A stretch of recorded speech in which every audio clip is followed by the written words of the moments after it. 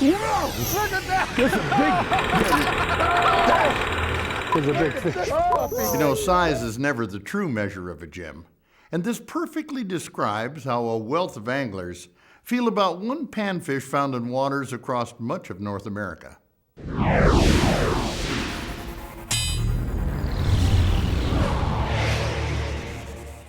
That is a stud. Never mind the fact that a trophy yellow perch measures only somewhere between 13 and 15 inches long. Perch have always been coveted table fare and seen as a tremendously fun fish to catch. Striking gold means catching a mess of jumbos, as perch fishermen refer to the biggest ones. And on the ice during winter, from shore or from a boat in spring or summer, wherever and whenever nice perch are found, you'll always find hordes of eager anglers going after them. Welcome to Waukegan Court District launch ramps. Obviously, myself included. I got it, Mr. Robot. The primary keys to the presence of jumbos, in good numbers at least, are the abundance of food in large bodies of water without overcrowding populations. Drop me right in if you wouldn't mind.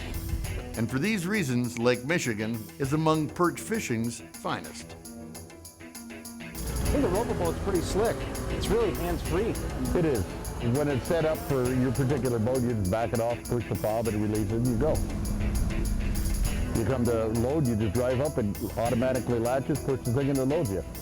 John Jansen, senior scientist for the Great Lakes Water Institute at the University of Wisconsin-Milwaukee, speaks of Great Lakes yellow perch and what sets Lake Michigan apart. The Lake Michigan perch population is pretty much unique amongst the Great Lakes. For Lake Superior, Lake Huron, and Lake Ontario, which are the deep Great Lakes, the yellow perch populations are restricted to around bays and sometimes around islands to provide shelter. This is the only one of the Great Lakes, besides Lake Erie, which is different because it's shallow and warm. It's the only one of the deep Great Lakes, the 4 deep Great Lakes, that has a main basin yellow perch population.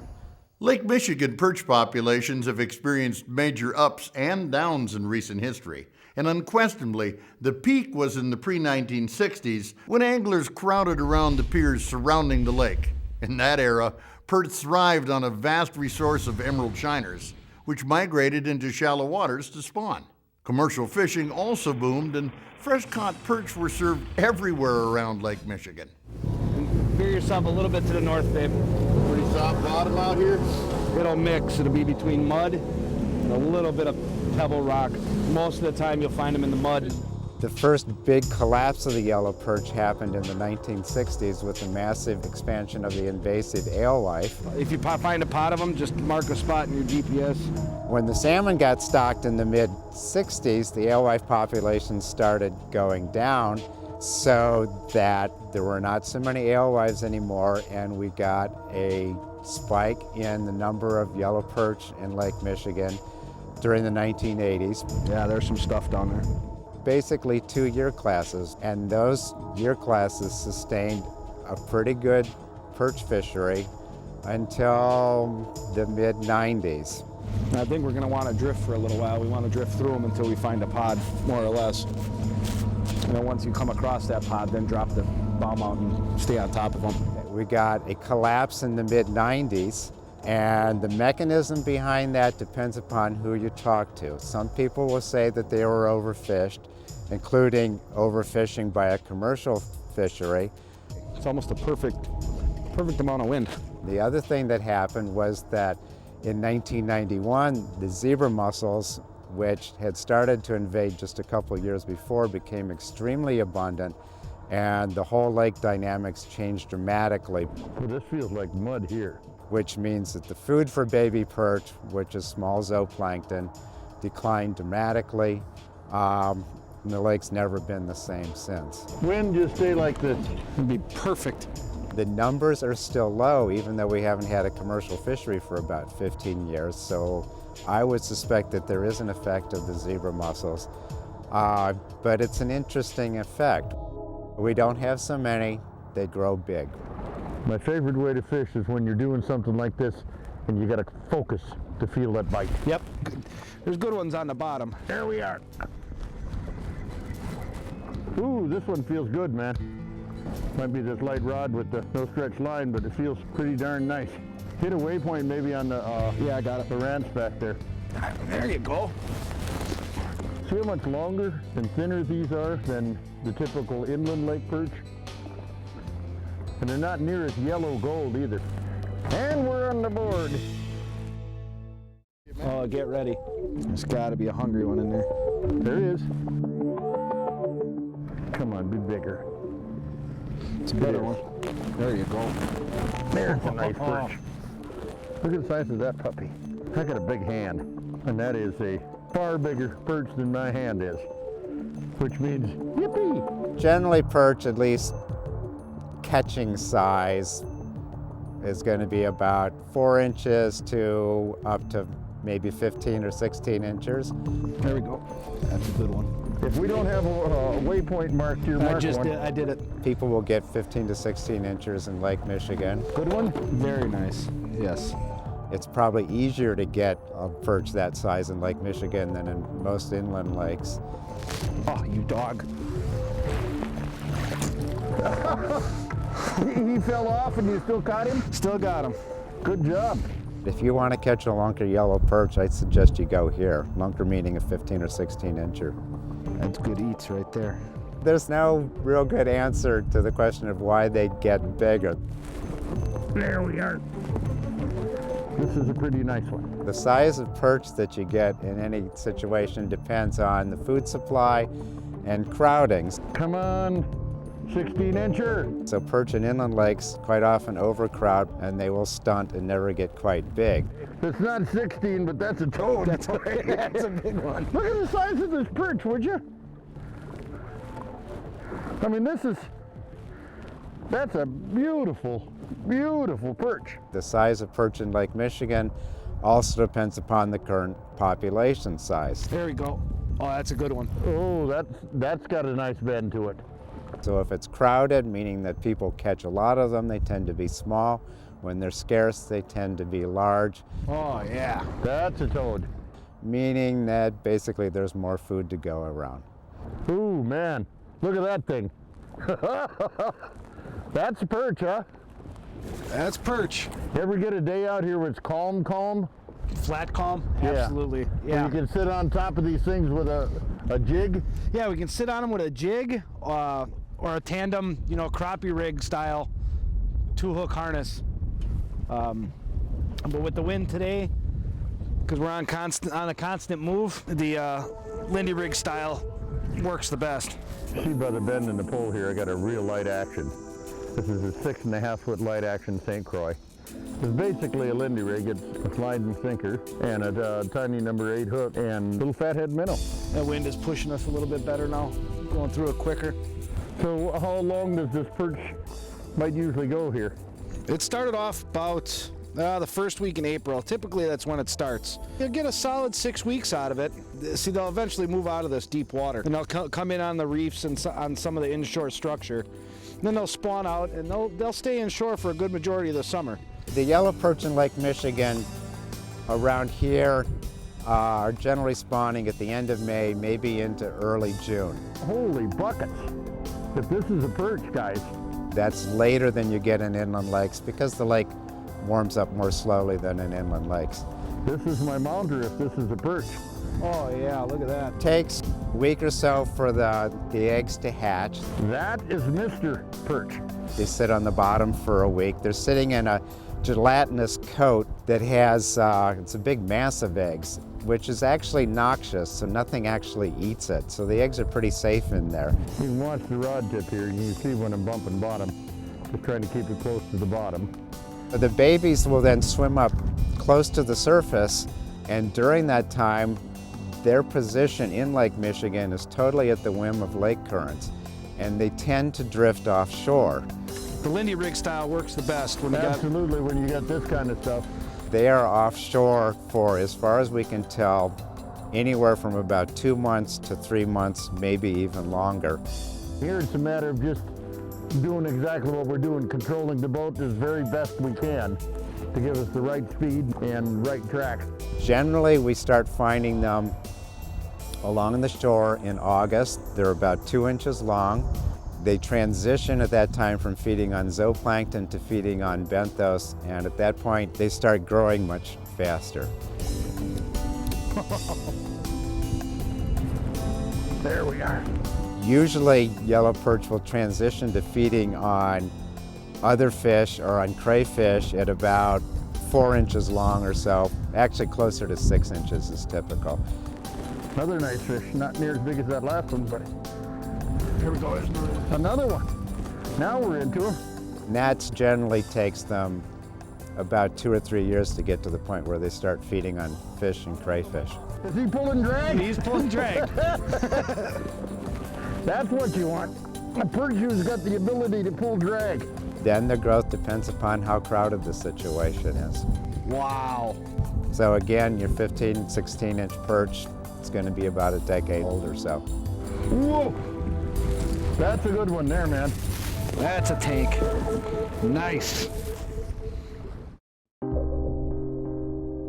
Continuing now, rigging for jumbo perch on the Wisconsin side of Lake Michigan at the Waukegan Mudflats, we've pretty much got the pattern wired.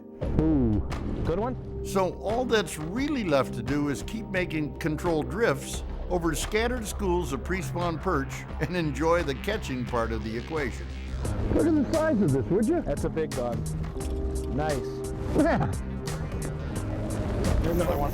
Oh, perfect. You holding it right off the bottom or just letting it bounce? I'm letting it just tick. Good one? That looks to be two, huh? Not bad. That is a nice one, huh? Yeah. I guess. The mudflats in Waukegan are probably the reason that most of the fish are here. There you go. It's a pretty good population. They stay here for a while. Not bad, huh? No! There's a ton of bait. Oh, there's another one. The water's the first to warm up in all the lake. Perch fishing on Michigan is starting to heat up. They're in feed mode before they come in to spawn. In Illinois and Wisconsin and a lot of other places, perch fishing is a really, really big deal. And these are unquestionably some of the biggest perch available in the world. So if you've never tried it or you're thinking about trying a new spot, man, this is a good one. And Jason here is the guy you want to go with. The perch fishing is only really good for about 2 months out of the year. It starts in the beginning of April and pretty much runs through the end of May. There's one. They're pre-spawn fish. They're really only here in a giant population at this time. That one looks like it's got meat. Pulling a little bit of a drag, so see, they'll eventually move out of this deep water and they'll come in on the reefs and on some of the inshore structure. Anytime you got a perch big enough to pull drag, my friend, it's a good one. It's a good one. Then they'll spawn out and they'll stay inshore for a good majority of the summer. Perch season will close here June 1st and it will reopen in July. Long male. Very nice.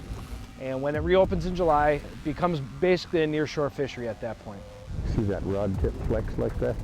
These are not real big fish and they're fairly deep. Some of them bite. But like any time you're fishing anything, you want to be rigged right. This is a 6.5 foot real light action St. Croix. And we've got no braided line on other than about a 4 foot leader of 4 pound monofilament at the bottom. Oh yeah. There's a jumbo. There's a good one. That's a toad, boy. There we go. There's another. There's another one. There's a double header. This is what we like to see. No, I don't. Yeah. Maybe an average one. I would say our average size perch is anywhere from 10 to 12 inches. Still not bad. We did see a good number of 13 to 14 inches this week. That's a decent one. We do get them in the 15 plus class, which would be considered a trophy by anybody. Wow. That's a good one there, man. Nice. Boat control is always an important factor anytime you're fishing, and we've got things set up for boat control. Obviously, you can see the drift sock pulling out here to slow us down, but I've also got the trolling motors with the head turns, so it keeps our boat tilted just this way so we can just drift nice and sideways with the wind rather than following the drift sock, if you will. Ask and you shall receive. Apparently. Double. There we go. There we go. For those of you interested in getting in on perch fishing like you've seen here today, or taking Lake Michigan trout and salmon fishing adventures throughout the year as well, I really hope you'll give Jason Woda at Real Sensation Charters a call. He's a class act who provides all the knowledge, gear, and big boats to keep you safe, comfortable, and having the time of your life. The rising and falling yellow perch populations at Lake Michigan represent how fragile lake environments can be to a wide variety of changes. Changes often brought about, in one way or another, by man. We've heard briefly how the invasive alewife and the stocking of salmon affected perch in the 1960s. Then how commercial fishing and/or another invasive species called zebra mussels, which also caused perch numbers to plummet. Now, round gobies and blood red shrimp are two more recent invasive species Lake Michigan is facing. Some evidence suggests that they may actually be beneficial to perch. Yet, only time and evolution will tell whether these newest invasives will create unforeseen problems or not. There we are. A food chain is only as strong or weak as its links. So monitoring and protecting it are critical to fisheries like that of the Lake Michigan yellow perch. The regulation issue is under serious debate by all the fish managers from Michigan, Indiana, Illinois, and Wisconsin. Another one. It turns out that at least the southern basin yellow perch population is one population. And one of the things that we've discovered in the last decade is that it's entirely likely, almost certain, that baby yellow perch, after they hatch, are pelagic, meaning they're swimming in the water column for 2 or 3 months, and they can drift all the way from Wisconsin or Illinois into Michigan waters. So you can't regulate for one state and maintain a yellow perch population. There's got to be cooperation, and there's still arguments going on about how to do that. That's nice. The best perch spawning grounds are in Illinois and southern Wisconsin. There's almost no good yellow perch spawning grounds in Michigan, and the Michigan fishery depends upon production of babies originating in Illinois and Wisconsin. That is Mr. Perch. That happens in a lot of marine fishery situations. You have sources of the babies, which you have to protect, and other areas don't produce babies, and you could fish those as much as you want. Look at the size of this, would you? That's a big dog. Nice. And that leads to a difficult situation, because if that's true, in Michigan you could harvest as many yellow perch as you want and not affect reproduction. Maybe. In spite of setbacks they have experienced and likely will again in years to come, the good news for Lake Michigan yellow perch is that they've proven to be resilient. So much so that at this time they are abundant and readily available for eager anglers to catch. So fry up and enjoy, and please, by all means, do. It's a great fishery. I'm Babe Winkelman. Thanks a lot for watching, and until next time, everybody, hey, good fishing.